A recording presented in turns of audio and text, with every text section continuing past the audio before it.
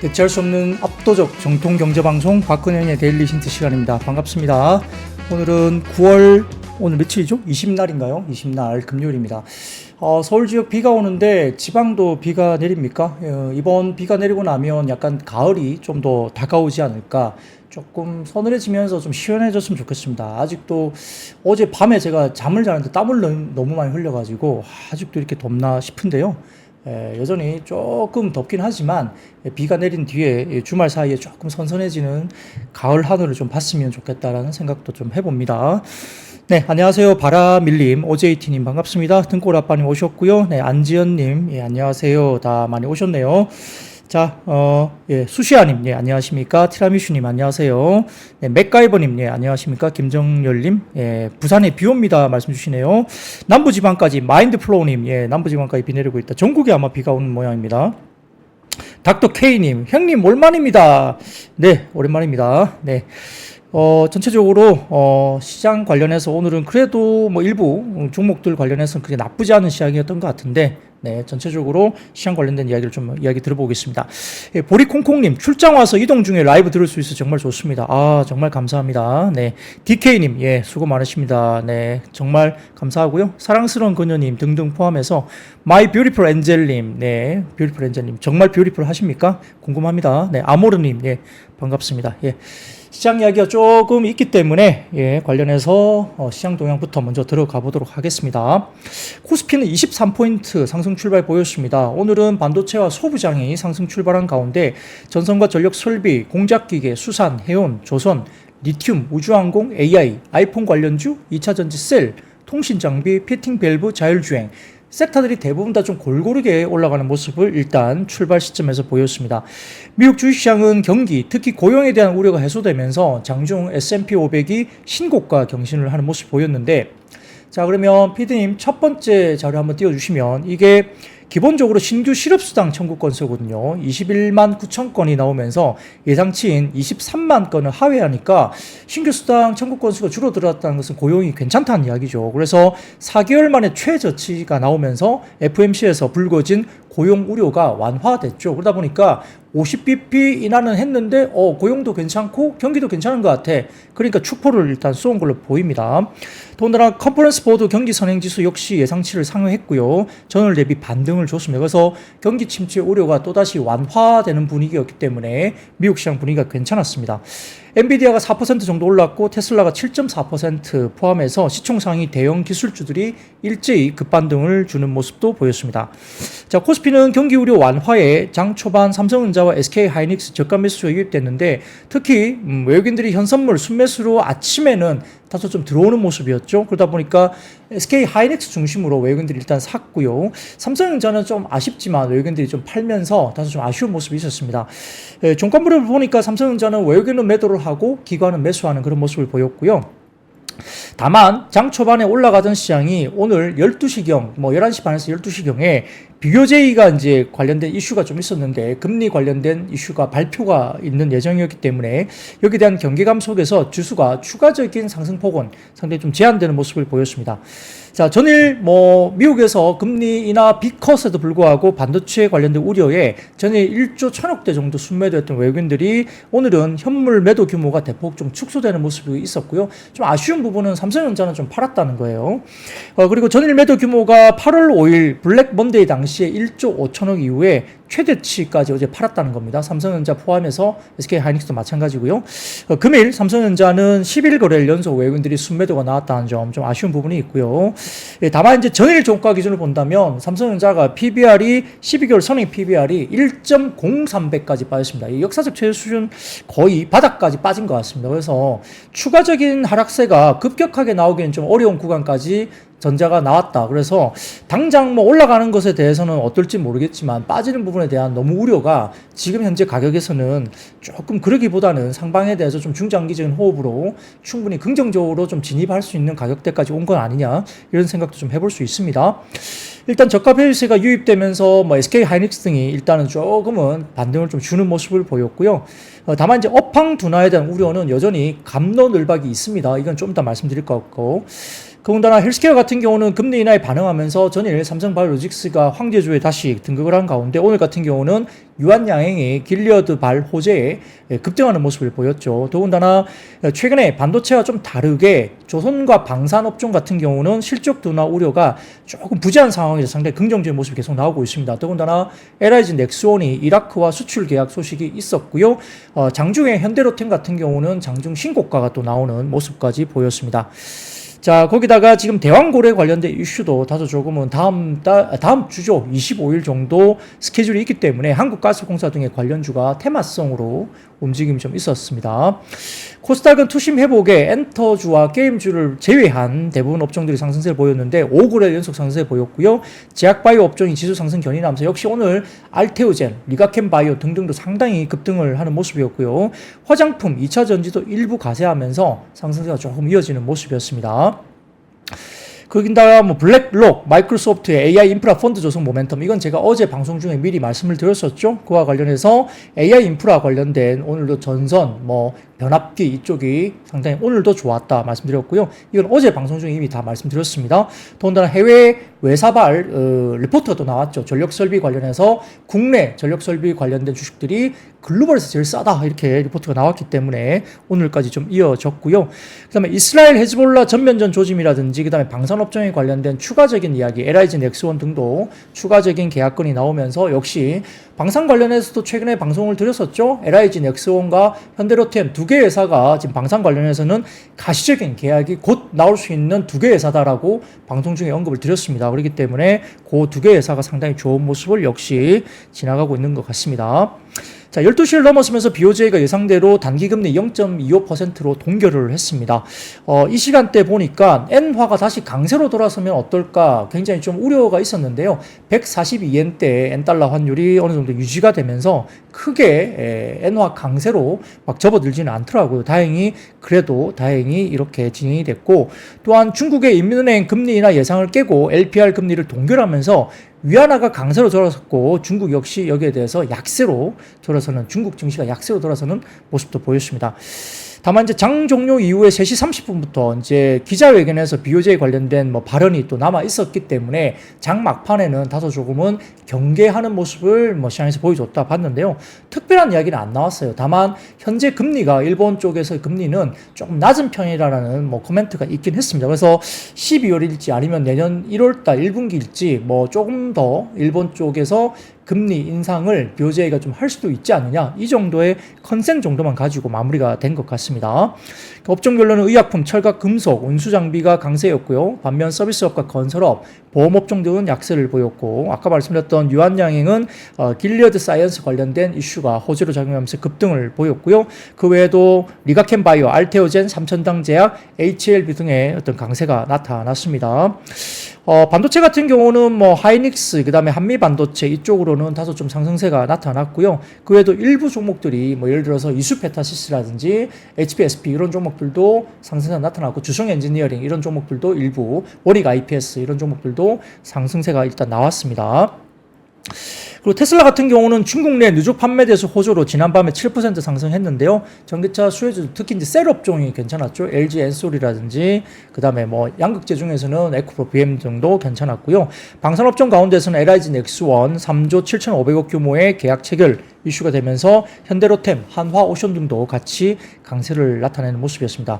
다만 전날 윤석열 대통령 체코 방문으로 원전 사업에 대한 기대감 때문에 상승했던 한정기술과 두산 에너빌리티 등은 원전 관련주가 차익 실현 매물이 나오면서 오늘은 조금은 안 좋은 모습을 보였고요.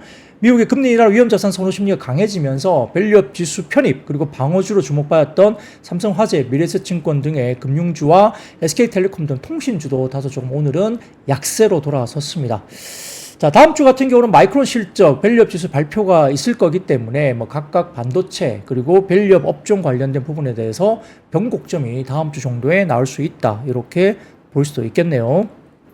자, BOJ 관련된 오늘 일정은 어느 정도 스무스하게 좀 넘어간 것 같습니다. 엔화가 다시 엔달러가 140엔대까지로 넘어서게 되면서 엔화 강세가 나타났다면 오늘 시장은 다시 조정세가 나왔을 수도 있다고 생각이 들었는데요. 그렇게 움직이진 않았고 오히려 미국이 어제 50bp 비컷을 했는데 비컷을 했을 때 143엔대까지 튀었거든요. 그러니까 엔화가 약세로 돌아선 거예요. 그래서 다행히 이런 것들도 아마 패드에서 아마 환율과 관련된 부분에 대해서도 굉장히 신경을 썼을 겁니다. 그래서 50bp 비컷을 했는데 143엔대로 튀었기 때문에 조금은 그래도 안도를 했습니다. 근데 오늘은 BOJ가 있으면서 결국은 142엔대 정도까지 와 있지만 급격하게 엔화가 강세가 나타나지는 않았기 때문에 시장이 어느 정도 스무스하게 넘어간 거 아니냐 이런 생각도 들 수도 있겠네요. 자, 그러면 그 다음 표 보여주십시오. S&P 500 관련된 올해 연말의 목표치 각 그 IB 쪽으로 이야기 나오는데요. BMO 쪽에서는 6,100포인트까지 봤네요. 그리고 에버코어 같은 경우 6,000포인트, 그리고 오펜하이머 같은 경우는 5,900, 뭐 등등 쭉 있습니다. 야데니 리서치 쪽도 5,800 등등이 있고요. 이런 부분에 대해서 역시 6,000포인트 이상 간다는 쪽도 있고요. 그 다음에 어제 JP모건이었나요? 자, 미국의 시장의 주가 지수가 최고점일 때, 그때 금리 인하를 단행했을 때 추가적인 S&P 상승세는 15% 정도의 추가적인 상승세가 나왔다.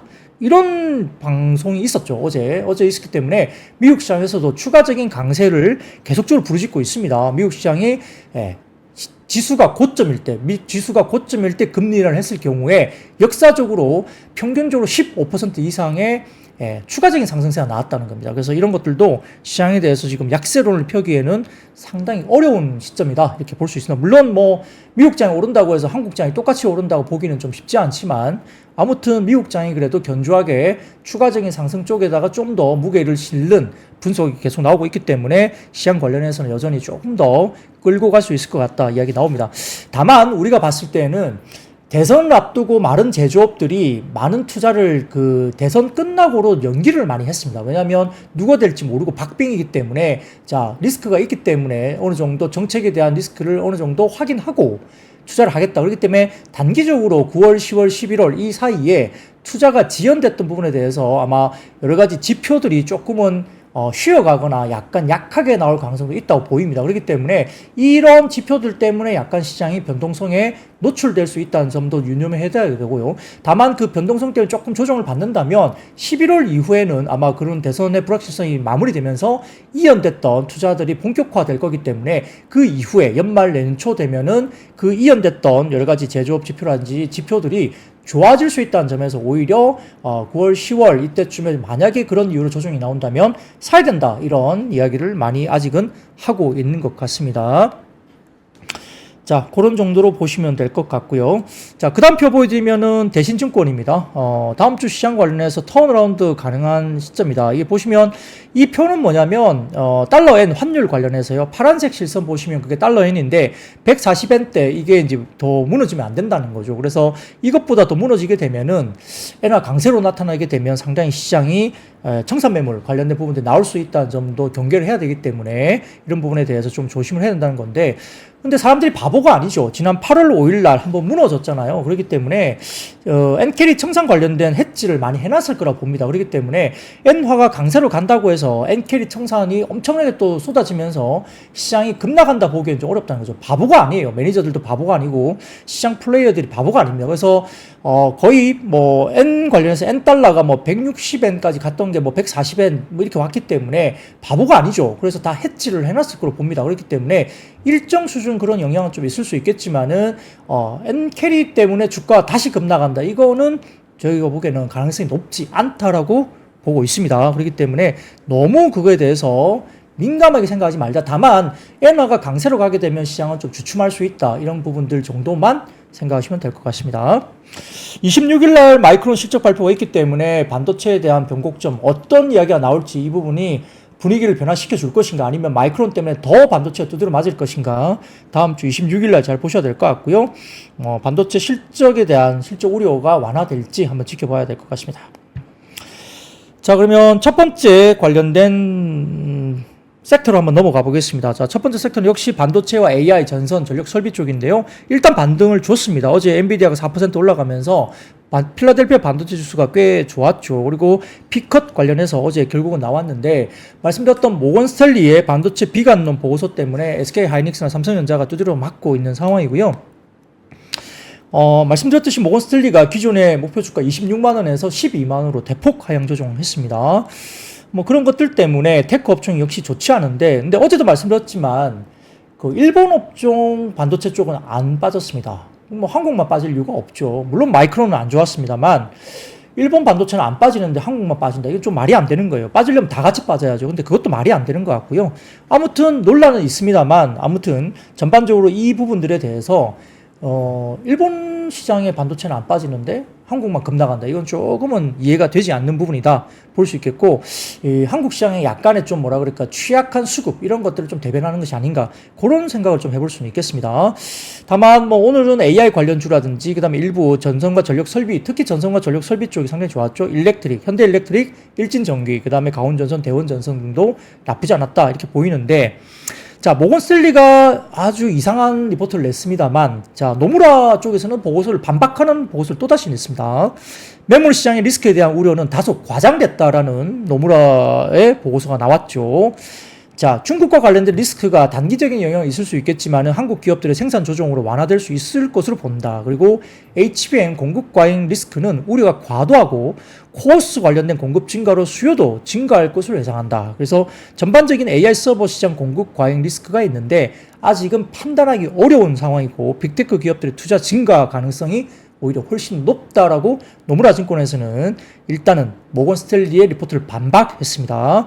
자, 중국 리스크 같은 경우도 결국은 특히 저가 제품 가격에 대한 우려가 증가하고 있다고 볼 수 있는데 한국 메모리 기업들은 DDR4 그다음에 LPDDR4 생산을 줄이고 DDR5 그다음에 LPDDR5 생산을 늘리는 등 생산 조정을 통해서 대응을 가능하다고 봤고요. 필요한 경우에는 전체 생산 능력을 줄이는 방안도 고려할 수 있겠지만은 작년 초에 가동률 감축보다는 쉬울 결정으로 보인다고 봤습니다. 충분히 대응 가능한 거고요. HBM 공급 과잉 리스크는 자, 시장에서 HBM 공급 과잉에 대한 우려가 있지만 이들은 과도하다고 아주 딱 단적으로 이야기를 했습니다. 거기다가 24년 HBM 생산과 수요는 약 14억 기가바이트, 그리고 25년도에는 코어스 공급을 고려하면 약 28억에서 30억 기가바이트 이를 것으로 예상하는데, 주요 3사의 25년 목표 시장 점유율 기반으로 한 공급 계획은 수요를 초과할 수 있겠지만은 코어스 생산 능력 증가, 일부 제휴사들 생산 차질 등을까지 고려한다면 실제 공급 과잉은 발생하지 않을 수 있다. 그래서 설령 일부 공급 과잉 생산이 발생하더라도 재고 조정을 통해서 흡수 가능할 것으로 예상한다. 노무라는 굉장히 긍정적으로 계속 이야기하고 있습니다. 전반적인 AI 서버 시장 공급 과잉 리스크도 현재 공급 과잉 가능성을 판단하기 어렵다. 실제 미국 빅테크 기업들의 24년 설비 투자는 예상보다 크게 증가했고 AI 서버 투자는 약 160% 증가하고 있다는 겁니다. 그래서 AI 시대 주도권 경쟁을 고려하면 투자를 소극적으로 줄이지 않을 것이다 보면서 결국 이 부분도 공급 과잉 리스크를 한 번에 잘라서 아니라고 이야기했습니다. 그래서 결국 노무라 쪽에서는 상당히 긍정적으로 지금 본다는 이야기를 모건 스탠리 자료를 반박하는 자료를 냈고요. 자, 그리고 삼성증권에서 SK 하이닉스 주가 급락에 대해서도 역시 같은 이야기입니다. 자, HBM 수요가 시장 기대치를 크게 밑돌 것이라는 주장이 있는데, 자, 이거에 대해서는 크게 이것도 좀 아니라는 거죠. 오히려 그 법령 수급대 관련된 부분에서도 AI를 탑재한 신제품 PC와 스마트폰의 수요가 약하고 법령 수요의 큰 부분인 중국 수요가 부진하기 때문에 가격 부담이 된다, 이런 논리가 주된 논리인데, 작년 공급 과잉으로 싼 값에 축적한 고객의 재고가 하반기 가격 상승의 부담으로 작용할 수 있다는 주장으로 이야기가 되고 있지만 삼성증권에서는 현재 상황을 직접 확인하는 것이 필요하다고 생각하는데, 7월 이후에 부풀렸던 공급 가정은 현실화되는 가정이고 수요는 불확실하지만 무조건 나빠질 거라는 가정은 과장된 예측이 발생하는 배경이라고 반박을 했습니다. 그래서 HBM의 공급 과잉이라면 엔비디아가 삼성에서 추가 공급을 받으라는 배경이 설명되지 않는다는 거죠. 왜냐하면 HBM 관련해서는 SK 하이닉스에서 부족해서 삼성전자 쪽에서 지금 공급을 추가적으로 받으려고 엔비디아가 계속 나서고 있다는 거죠. 또한 법령이 공급 과잉 상황에서 수출이 어려운 중국이 부진한 국내 소비에도 무리하게 증설하는 것은 납득하기 또 어렵다고 볼 수 있습니다. 그 배경이 이런 공급 과잉을 납득하기 어려운 논리라는 거죠. 분기 2조 수준의 적자를 기술적 한계와 극심한 규제, 수출이 막힌 기업이 지속하는 것은 어렵다고 보는 것이 타당하다고 봤고요. 그래서 대규모 공급 과잉 우려는 할 수는 있겠지만은 가능성은 크지 않다고 삼성증권은 봤습니다. 그래서 아까 말씀드렸던 그러면 뭘 사야 되냐? 결국은 이 부분에 대해서 적정 일정한 주가의 수준을 알기는 어렵지만 결국은 12월 포워드 기준으로 1.1배도 안 되는 삼성전자 이 부분에 대해서도 충분히 지금은 매수를 할 수 있다는 이야기고요. 그 다음에 하이닉스 같은 경우도 지금 하이베타 주식이기 때문에 오히려 또한 주가 상승에 대한 기대치가 총매제가 SK 하이닉스 충분히 가능하다까지 봤어요. 그러니까 아마 밸류에이션 선에서 그 삼성전자가 1.1배도 안 되는 국면이기 때문에 충분히 밸류에이션 부분에서는 접근 가능하다 봤고요. SK 하이닉스는 역시 HBM 잘하고 있기 때문에 하이베타 수준이니까 변동성이 좀 더 올라갈 때도 핫하게 올라갈 수 있고, 물론 빠지는 변동성이 좀 더 클 수는 있지만 올라가는 경우에는 하이베타 주식으로서 SK 하이닉스의 매력도도 상당히 높다라고 봤습니다. 자, 거기다 미래에셋증권에서도 SK 하이닉스에 대한 목표 주가를 26만원 그대로 유지하면서 똑같은 이야기를 했습니다. 그래서 결국은 최근에 보수적인 재고 수준을 유지하고 있다고 보면서 역시 내년에 캐펙스가 20조 원 정도까지 올해 캐펙스를 조금 더 초과할 수는 있겠지만은 피크에 대한 여러 가지 부분에 대해서는 역시 적정 투자로 봤고요. 더군다나 작년 3분기 피크 대비 순부채가 7조 5천억 원을 감소를 시켰다는 거죠. SK 하이닉스가 부채를 7조 5천억을 감소시키면서 재무 건전성 확보도 순탄하게 진행 중에 있기 때문에 여전히 긍정적으로 볼 수 있다, SK 하이닉스를. 그래서 미래에셋증권까지도 목표 주가를 그대로 26만 원 유지를 했습니다. 자, 거기다 다음 사진 하나 띄워주시면 트렌드포스 자료입니다. 트렌드포스. 네. 트렌드포스에서는 또다시 모건 스탠리 자료를 반박한 자료를 냈습니다. 디램 겨울을 예측하고 있지만 모건 스탠리가, 하지만 트렌드포스는 훨씬 더 덜 비관적으로 보고 있다. 뭐 좋게 본다는 이야기입니다. 그래서 모건 스탠리가 지난달에 정점에 대비하라 또는 겨울이 다가온다는 분석을 발표하면서 AI 거품을 경고를 했지만 그래도 불구하고 이런 부분에 대해서는 크게 저희들은 트렌드포스 입장에서는 그것보다는 공급 과액 지정에 대해서는 저희는 뭐 지나치게 비관적이다 이렇게 이야기를 한다고 합니다. 그들이 HBM 시장이 맞춤형 그리고 고객 승인 제품에 의해서 주도되기 때문에 공급 과잉 가능성이 낮다고 지적한다는 겁니다. 그러니까 결국은 HBM은 만들어 놓고 파는 게 아니라 이게 주문형이기 때문에 딱딱 맞추어서 공급을 하는 거기 때문에 공급 과잉 가능성 상당히 낮다는 거고요. 여기에 대해서 결국은 SK 하이닉스, 삼성전자 모두 2025년까지 HBM 공급이 완전히 예약되어 있다고 공개적으로 밝혔기 때문에 공급 과잉 이슈는 지금 맞는 거냐 이야기를 하기가 어렵다는 거죠. 하지만 또 모건 스탠리 보고서가 10대 기술 기업들의 AI 투자 성장률이 올해 52%에서 내년에 8%로 급락할 것으로 예상했는데 블룸버그 통신에 의하면 추정치가 13개 주요 기술 업체들에서 올해 33.7% 증가하고 25년도에는 13.4% 증가할 것으로 예상하고 있기 때문에 자, 그런 급락에 대한 논리가 다소 좀 뷰가 다르다는 이야기를 하고 있습니다. 그런 부분들 이야기를 하면서 트렌드포스에서는 훨씬 더 긍정적인 이슈를 계속 이야기를 하고 있다고 보고요. 트렌드포스의 수석 부사장 에브릴 우 같은 경우는 디램 가격이 지난 2분기 동안 약세를 보였지만 전체 평균 판매 가격은 25년도까지도 상승할 것으로 예상된다라고 커멘트까지 했습니다. 그래서 HBM의 침투 증가가 디램 시장을 안정시키는 데 도움이 될 것으로 보고 있고 내년 전망에 대해서 모건 스탠리보다 훨씬 더 덜 비관적이라고 커멘트까지 했습니다. 자, 그렇기 때문에 누구 말이 맞는지는 모르겠어요. 근데 결국 모건 스탠리는 수급으로 밀어붙였잖아요. 뭐 여러 가지 부분에서 지금 말들이 많지 않습니까? 모건 스탠리 창구 쪽 이슈가 좀 있기 때문에 보고서를 내기 전에 만약에 그랬다면 문제가 정말 되겠죠. 수급으로 밀어붙였고. 그러니까 국내 시장의 수급이 너무 취약하기 때문에요. 기관들이 기관의 역할을 못 해주고 있기 때문에 외국인들의 수급 노름에 조금은 놀아나는 거 아니냐 그런 생각도 사실 해봅니다. 그래서 부질없이 빠지고 있는데 이런 것들이 그 논리가 맞는 건지 업황에 대한 논리는 비유가 극명하게 지금 달라지고 있기 때문에 어떤 것이 맞는 건지 모르겠습니다. 다만 저도 개인적으로 피크가 왔다라고 보기에는 조금 어렵다. 다만 지금 국내 시장 같은 경우 외국인들이 주도하는 그 수급이 주도하기 때문에 외국인들이 안 사준다면 조금 반도체 섹터 자체가 조금 단기적으로는 뭐 바닥권에서 좀 지지부진할 수 있다 정도까지는 저도 동의를 합니다. 그러면 피크가 끝났기 때문에 여기서 더 팔아라 이거는 조금 제가 보기에는 아닌 거다 이렇게 생각을 저도 하고 있습니다. 자, 그리고 그 다음 표 보여드리면 엄브렐라 리서치 쪽에서 나온 자료인데요. 보시면 이게 뭐냐면 반도체와 바이오의 상대적인 강도인데요. 이 보시면 쉽게 말하면 회색 부분이 내려가면 내려갈수록 바이오가 더 강하다는 거고요. 회색 부분이 올라오면 반도체가 더 강하다는 건데 엄청나게 빠져있죠. 지금 그러니까 바이오가 엄청나게 강하다는 이야기를 하고 있는 겁니다. 그래서 엄브렐라 리서치 쪽에서 이렇게 분석 자료를 이렇게 만들어 주셔서 한번 제가 발췌를 한번 가져와 봤고요. 다음 사진 보면 그게 더 보입니다. 다음 사진 보여드리면 반도체와 바이오의 상대 강도인데요. 붉은색이 올라가면 바이오가 약한 거고 반도체가 강한 거고요. 붉은색이 빠지면 바이오가 반도체보다 상대적으로 강도가 높다는 건데, 자, 추세적으로 본다면 어떻습니까?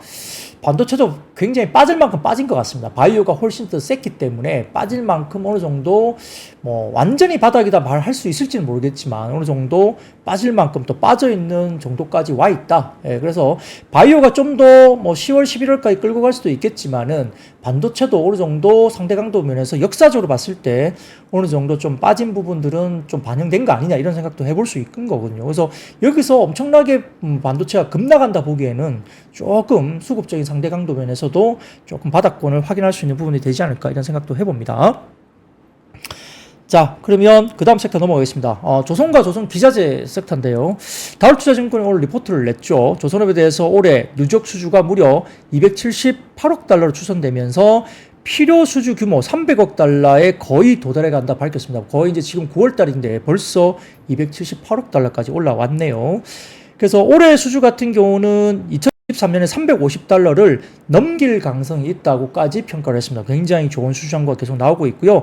역시 연말까지도 컨테이너, 카타르 LNG 선 등의 수주가 강력하게 들어올 가능성이 높다. 3분기는 계절성으로 아마 2분기보다는 조금 뭐 수주가 좀 눌릴 가능성이 있다. 약간 쉬어갈 가능성이 있다고 보지만 그래도 전분기 대비해서 선전할 가능성이 여전히 있지 않을까라고 다울투자증권은 리포트를 썼습니다. 자, 그래서 그 다음 사진을 보여주시면 24년 8월까지 벌써 216만 TEU가 발주가 됐고요. 컨테이너선 발주. 그리고 오른쪽 보시면 컨테이너선 교체 발주가 아직도 꽤 많이 24년 이후로도 25년, 26년까지 꽤 발주가 남아있는 것들이 보인다는 거죠. 지금 교체 발주에 지금 예정되어 있는 교체 발주가 아직 남아있다는 겁니다. 꽤 많이 남아있고 오른쪽에 막대그래 보시면 알 수 있습니다. 자, 그래서 컨테이너선 같은 경우는 조선가 아마 부분에서 강세를 보이고 있는데 카타르 LNG선 같은 경우는 3월에 발표된 카타르 에너지 PH3 관련된 후동중화가 아마 6척을 수주했지만 나머지 20척을 한국조선소와 협상 진행하고 설명하고 있습니다. 그 다음 표 보여드리면 카타르 NFE의 LNG선 발주 현황인데요. 현대중공업, 하나오션, 삼성중공업 등과 외신을 통해서 아마 한국과 20척 정도의 협상을 지금 하고 있다고 계속 나오고 있어서 앞으로도 지금 상당히 많이 받은 쪽이 지금 삼성중공업도 그렇고 지금 현대중공업도 많이 받았죠. 그래서 상당히 가능성이 높다라고 지금 보고 있는 것 같아요. 그래서 전반적으로 봤을 때 LNG 같은 경우는 한국조선업의 LNG선 백로그 길이가 26년 완판, 27년 51척 확보, 28년 32척, 29년은 9척이 깔려 있고 28년도부터 2030년대 초반의 일감 확보도 전혀 걱정할 필요가 없을 것 같다라고 다울투자증권은 리포팅을 했습니다. 그래서 그 다음 표 보여드리면 한국에서 건조하는 것을 선호하는 세계선사가 여전히 남아있다. 이 보시면은 에버그린 마린도 있고요. 그 다음에 AP 몰로도 있고, 그 다음에 하펙 로이드도 있네요. 그러니까 이렇게 3개 정도 선사가 여전히 아직도 한국에서 건조하는 것을 선호하는 세계선사가 아직도 잔고 부분에서 좀 남아있다라고 평가까지 했습니다. 그래서 뭐 현대미포, 하나오션, 한국조선해양 등등 오늘 조선과 조선 기자재도 상당히 좋았던 모습이고요. 자, 더군다나 오늘 피팅과 밸브 쪽도 올라왔는데 유진투자증권에서 리포트를 썼습니다. 피팅 산업 관련해가지고 역시 뭐 피팅 같은 경우는 관과 관사를 이어주는 관이음새라든지 정유화학, 그 다음에 조선해양, LNG, 수소 이쪽에 관한 다양한 전방 산업을 갖고 있는데 북미와 중동 LNG 수출 터미널과 국내 조선사 LNG선 발주 관련된 수혜주로서 역시 피팅과 밸브 업종 상당히 좋아질 것 같다 이야기를 했고요. 관련 종목으로선 태광 하반기 수주 모멘텀을 기대한다고 이야기를 했고요. 올해 예상 실적 기준 PER은 7.5배 수준이기 때문에 밴드 하단에 있다. 역사적으로 저평가 이야기를 했고요. 성광밴드 같은 경우는 지금 전반적으로 봤을 때는 올해 예상 실적 기준 이것도 7.4배 정도 이야기했습니다. 증익 사이클 과거 밴드 상단 고려한다면 저평가 판단을 하고 있다라고 역시 이야기를 하고 있죠. 그래서 그 다음 표 보여주시면 태광의 PER 밴드 보입니다. 태광의 PER 밴드 보시면 PER, PBR 이 보시면은 왼쪽 오른쪽 보시면 왼쪽은 PER, 오른쪽은 PBR인데 역사적인 밴드 하단 정도까지 지금 나와 있고요. 자, 그 다음 표 보여드리면 성광 밴드입니다. 성광 밴드 보시면은 PER 기준 역시 하단 쪽에 PER, PBR이 대부분 나와 있습니다. 태광이 조금 더 상대적으로 역사적인 밸류에이션 밴드 하단에 있어 보입니다. 상대적으로 성광 밴드보다는 그렇지만 아무튼 둘 다 매력적인 어떤 밸류에이션 구간에 있다 이렇게 볼 수도 있겠습니다. 자, 다음 섹터입니다. 오늘 이스라엘과 헤즈볼라 전면전 우려 때문에 에너지, 방산, 해운, 특히 뭐 흥구 석유와 등과 같은 에너지주들도 급등세가 나왔죠. 최근에 좀 잠잠했었는데 주가도 꽤 많이 빠졌습니다만 다시 약간 전면전 우려가 이야기되면서 증폭되고 있는 어떤 그런 위기감 이것 때문에 오늘은 일단 올라왔는데요. 최근 발생한 무선 호출기 삐삐죠. 삐삐 무전기 동시다발 폭발 사건과 관련해서 역시 이스라엘을 배후로 지목하고 보복을 또 공개 선언하면서 약간 또 위기가 또 조금 고조되고 있는 모습이 보입니다. 그래서 인명 사살도 있고요. 여러 가지 부분에서 여러 가지 뭐 헤즈볼라 군사 자산을 표적으로 한 100대 정도의 발사대, 약 100대 정도의 타격도 있었다. 뭐 이런 이야기들이 나오고 있기 때문에 약간 뭐 레드라인을 넘었다 이런 이야기 나오면서 약간의 선전포고까지 이야기 나오고 있다 이렇게 볼 수도 있겠습니다. 자, 더군다나 그 외에도 왜 이제 물류나 해운주가 왜 올랐나 보시면은 다음 표를 보여주시면 CNBC 표가 나옵니다. CNBC 표를 나오면 이게 좀 영향을 미치고 있는 것 같아요. 아마 지금 시간에서 움직이는지 모르겠어요. 물류주라든지 해운주가 시간에서 움직이는지 모르겠는데 이겁니다. 미국의 동부 해안에서 가장 큰 항구인 뉴욕과 뉴저지 이쪽에서 1977년 이후에 최초의 노조 파업을 준비하기 시작했다. 이게 아마 물류 쪽이라든지 영향을 미칠 것 같아요. 그래서 다음 주 월요일에도 아마 이 이슈 때문에 물류나 뭐 해운 쪽 이런 쪽이 약간 좀 영향을 또 받지 않을까 이런 생각도 조심스럽게 해봅니다. 그래서 이게 1977년 이후에 최초의 노조 파업이 된다는 거고요. 동부 해안에서 미국 쪽에서 가장 큰 항구입니다. 그렇기 때문에 이게 조금은 저희가 조심스러운 모습도 있습니다. 자, 더군다나 그 다음 표를 보여드리면 BDI 운임지수입니다. BDI 운임지수인데 여기 가운데 짙은 녹색이 보이실 거예요. 예, 보시면은 BDI 운임지수가 계절적인 상승 패턴으로 접어들고 있습니다. 그렇기 때문에 살짝 3분기 접어들면서 BDI 운임지수가 살짝 또 올라오고 있는 모습이 보일 수 있다는 점에서 이런 부분들도 조금은 뭐 해운이나 물류 쪽이 살짝 긍정적인 주가 흐름이 될 수 있다는 거고요. 다음 표 보여드리면은 자동차 운반선 하루 평균 용선료인데요. 자, 21년도 비하면 엄청나게 올라왔습니다. 그렇기 때문에 이렇게 최근에는 뭐 용선 관련해서 뭐 선박이 없다 이런 이야기까지 나올 정도로 지금 용선료가 올라가고 있다 이런 부분들도 영향을 미치고 있는 것 같습니다. 자, 그럼 그 다음 섹터입니다. 그 다음 섹터는 뭐 유럽 의약품청에서 비만 관련 심장질환의 위고비 사용 공고 소식에 일부 관련주 올랐다. 뭐 이거는 위고비 관련해서 10월에 우리가 나오지 않습니까? 여러분 한 달에 183만 원 정도가 들 것 같고요. 이런 관련해서 비만 관련된 뭐 의약품 관련해서 이제 국내에 또 도입이 되기 때문에 일정이 오다 보니까 비만 관련된 섹터가 역시 움직일 수밖에 없죠. 근데 뭐 위고비뿐만 아니라 지금 젯바운드도 지금 들어올 가능성이 높죠. 향후에. 그렇기 때문에 아마 시장에서 활성화 될 걸로 보입니다. 그래서 뭐 유한양행은 오늘 별도의 길리어드 사이언스와 관련된 게 있지만은 그 외에도 고바이오랩, 뭐 한독, 대화제약, 나이백 이런 종목들도 움직임이 있었다는 거고요. 뭐 이런 것들. 더군다나 최근에 뭐 글로벌 바이오 M&A 기대감, 그다음에 금리 인하에 대한 수혜 업종으로서 제약바이오 그리고 국민연금이 제약바이오 투자 확대 소식 등에 관련해서 주가들이 움직였는데 역시 말씀드렸던 뭐 녹십자 웰빙 같은 경우도 그렇고 뭐 오늘 아까 말씀드렸던 유한양행, 그다음에 보령, 삼천당제약, 엔젠 바이오 뭐 그다음에 에클론, 그다음에 뭐 우리가 뭐 리가켄 바이오라든지 알테오젠 이런 종목들까지도 상당히 관련주가 좋았다 이게 볼 수 있습니다. 특히 국민연금이 올해 제약바이오 헬스케어 주식 4,081억을 순매수했고 셀티론에 대한 대규모 매수가 이루어졌다라고 평가받으면서 상당히 좋은 모습을 보이고 있죠. 더군다나 현대차증권에서 오늘 24년 하반기 항암학회 주요 ADC를 살펴보기라는 리포트를 내면서 그 가운데 ADC 관련된 부분에 대해서 모두가 다 잘할 수 있는 기술이 절대 아니라고 리포트를 내면서 여기 관련해서 상당히 기대감이 높아지고 있는 ADC 프로그램을 보유하고 있는 회사 리가켄 바이오에 대해서 매수 의견을 유지한다는 리포트를 냈고요. 유진투자증권에서도 오늘 목표주가 14만원짜리 리가켄 바이오 관련된 리포트를 냈습니다. 자, 더군다나 엔비디아 같은 경우도 오늘 무선 네트워크 최적화된 엔비디아 AI 에리얼이라는 발표 소식 때문에 일부 통신 장비주가 주가가 올랐는데 통신 장비주는 상당히 좀 어려운 투자를 좀 하기 어려운 섹터이죠. 뭐 특히 KMW 등과 관련된 부분들이 있기 때문에 상당히 좀 어려운데 아무튼 엔비디아가 지금 T모바일, 에릭슨, 노키아와 협력해서 AI 에리언 관련된 부분에 대해서 혁신센터를 설립했다. 이게 나오기 때문에 관련된 상용화를 가속화하고 아마 플랫폼 핵심 기능을 활용할 것이다. 이렇게 이야기 나오면서 AI 시대의 무선 네트워크를 위한 설계, 시뮬레이션, 훈련, 배포 이런 관련된 가속 컴퓨팅 소프트웨어와 하드웨어 제품군을 낼 것으로 본다 이야기 나오면서 뭐 다보링크, 에스테크, 뭐 기가레인 등등 관련된 인텔리안 테크까지 5세대 통신 장비, 이동 통신 관련주들이 주가들이 움직이는 모습까지 보였다. 이렇게 볼 수도 있겠습니다.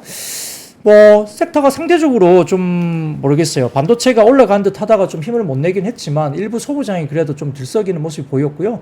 끝에는 좀 힘을 끝까지 못 받았죠. 다만 제약바이오 헬스케어가 역시 좋은 모습을 보였고, 일부 지금 오늘 같은 경우는 뭐 화장품 같은 경우도 일부 조금 들썩이는 모습이 여전히 남아 있었고요. 상대적으로 그래도 좀 섹터가 확산되면서 전체적으로 조금은 돌아가면서 종목들이 움직이는 모습까지 보이고 있다는 점에서 아직까지는 그렇게 시장이 뭐 글쎄요, 대응하기는 상당히 힘듭니다만 그렇다고 해서 비관적인 시장은 아직은 아니다 정도까지는 볼 수도 있겠습니다. 상당히 어려운 시장이니까 그래도 대응을 잘 하시면 좋겠습니다.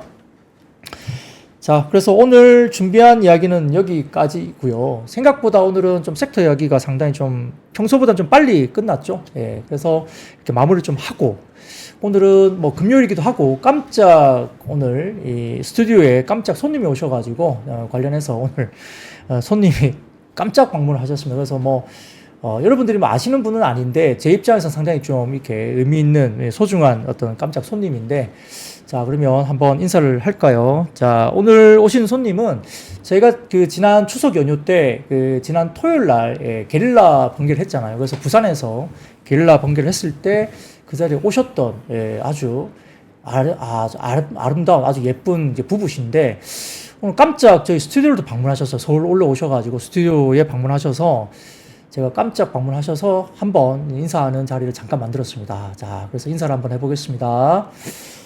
자, 그러면 안녕하세요. 안녕하세요. 네, 아유 뭐 그 토요일 날 우리 깜짝 뵙고 게릴라 저기 번개 때 보시고 오늘 갑자기 또 스튜디오 서울에 올라오셔가지고 왔습니다. 저는 좀 놀래가지고 어쨌든 근데 올라오셔서 깜짝 그 자리를 한번 마련 해봤는데 인사 간단하게 하시죠. 예, 시청자분들 안녕하십니까. 네, 이쪽 보시고. 이쪽. 네. 안녕하세요. 네, 네. 뭐 두 분이 이제 부부신데 아무튼 뭐 이렇게 투자 관련해서 굉장히 또 남편분께서 굉장히 관심이 많으셨고 네. 또 사모님께서도 이제 같이 관심을 가지고 같이 자리를 했는데 저는 되게 놀랐어요. 이렇게 오늘 이렇게 찾아오실 줄 모르고 오셔가지고 또 스튜디오 와서 한번 제가 오신 김에 한번 이런 자리도 한번 만들어 보자 한번 생각을 해봤습니다. 뭐 저희가 이제 시간이 얼마 없는데, 자, 그러면 뭐 오신 김에 제가 이제 그냥 캐주얼한 질문도 한번 드려볼게요. 어차피 또 오셨으니까.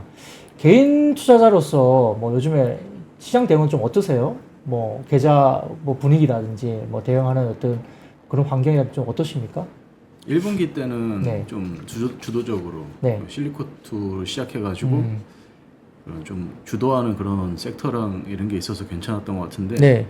이제 2분기 좀 꺾이면서 지정학적 리스크도 점점 커지고 그리고 정책적으로 금투세 같은 거 불확실성 있고 그다음에 침체 이런 상방을 제한할 수 있는 그런 것들이 있으면서 생기면서 대응하기가 조금 힘들었던 것 같아요. 특히 거래 대금이 너무 줄면서 좀 확실하게 돈을 벌기는 좀 힘든 장세. 그래서 돈을 벌기보다는 조금 리스크를 대응을 어떻게 했느냐에 따라서 갈라지지 않았을까. 저 쉽지 않았습니다. 그러니까 뭐 개인 투자자들 거의 비슷하실 것 같아요. 그럴 것 그러니까 같습니다. 상당히 어려운 시장이었다 네. 생각 들고요. 그러면 저 사모님 같은 경우에는 여기 따라오실 때 뭐 어땠어요? 뭐 이렇게 자리 하신다고 하고 사실 뭐 제가 그때 미팅했을 경우에는 남편분께서는 이제 잠프로 TV도 많이 보시고 공부도 많이 하시는데 사모님께서는 뭐 그런 건 사실 아니셨지만 네. 뭐 좀 경제 관련된 부분에서 좀 관심을 가지게 되셨나요?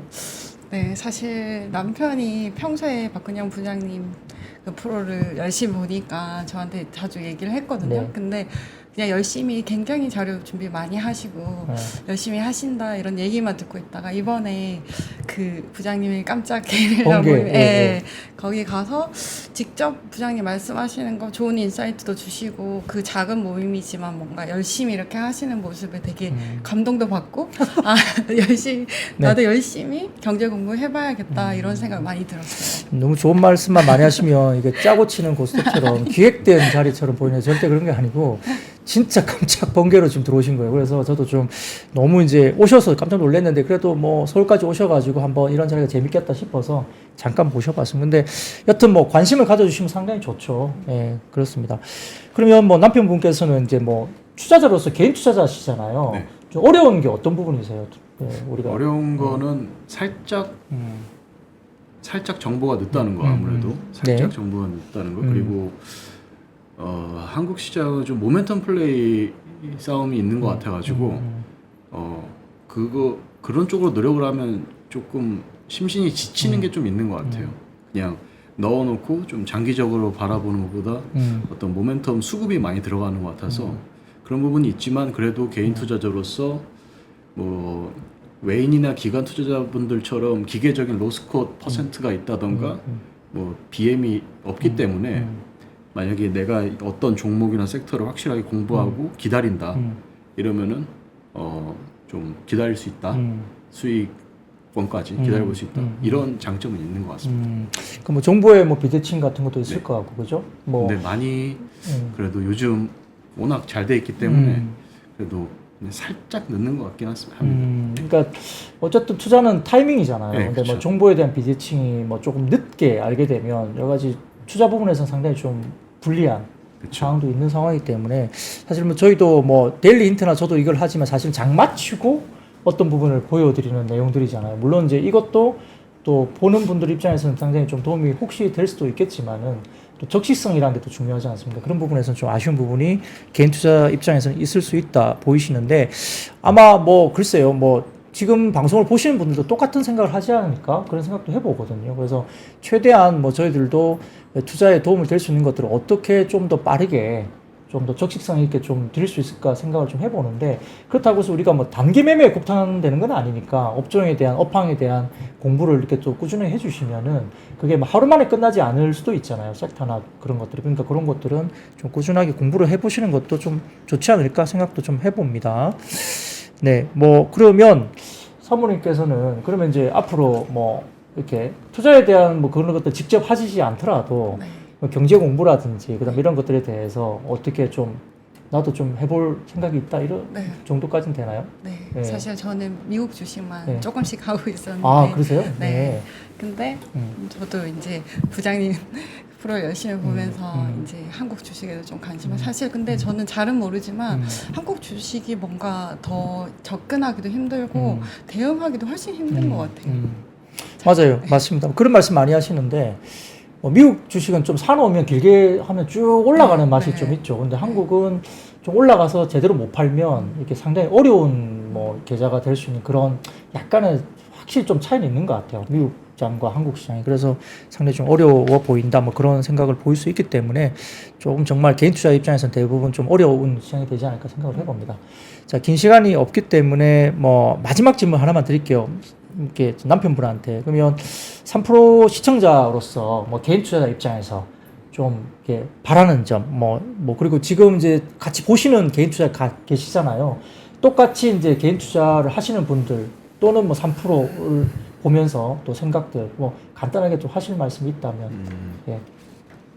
20대, 30대 분들이 조금 더 많이 유입되는 좀 젊은 방송이 됐으면 좋겠고요. 그리고 어떤 표현을 할 때 예. 시장이 힘들더라도 그래도 좀뭐 진행자분들이나 이런 분들한테 너무 감정적으로 안 하면 좋을 것 같아요. 그게 본인한테도 본인 투자할 때 마음 같은 거 마음 훈련할 때도 더 좋은 것 같고 그리고 제가 2년 반 정도 박 부장님께서 오프닝 하시면서 3프로에서 이제 방송하시면서 지금까지 계속 보고 있는데 되게 감사하다는 말씀. 제 주식에 있어서는 과찬이 아니고 제 아버지 같은 분이시거든요. 아 무슨 말씀을요? 나이는 아마 아버지가 될 수 있을 것 같아요. 나이는. 예, 그래서 나이는, 예. 되게 감사하다는 말씀 예, 시청자분들 앞에서 또 드리고 싶습니다. 아, 뭐 와주셔서 너무 이제 오셔가지고 이렇게 좋은 말씀만 주시니까 제가 몸둘 바를 모르겠는데 아무튼 뭐 최선을 다해서 부끄럽지 않도록 뭐 방송을 저도 할 거고 소통을 앞으로 계속 할 겁니다. 그래서 뭐 게릴라 번개를 한 것도 이게 제가 방송만 하는 게 중요한 게 아니라 실제 좀 너무 소통을 너무 하고 싶어서 제가 한 거기 때문에 뭐 그 인연으로 또 오늘 또 이렇게 오셨으니까 저도 너무너무 재밌는 인연이고 이렇게 재밌는 이벤트가 될 수 있어서 너무 오늘도 저도 기분이 좋고요. 시간이 좀 더 있으면 좀 더 말씀드리겠지만 또 제가 가지고 있는 시간이 마무리되니까 이 정도 하시고 다음에 또 저희 공식적으로 또 뵙고요. 오늘은 저희 시청자들하고 마무리하겠습니다. 자, 그러면 같이 인사하고 마무리할까요? 자, 그럼 오늘 방송 여기까지입니다. 여러분 아시죠? I see you. 감사합니다. 반갑습니다. 고맙습니다. 박근영, 이선영, 사경인, 염승환 투자 마스터들의 세심한 케어로 건강한 투자 습관을 만드세요. 3프로 멤버십 3프로 앱에서 확인하세요.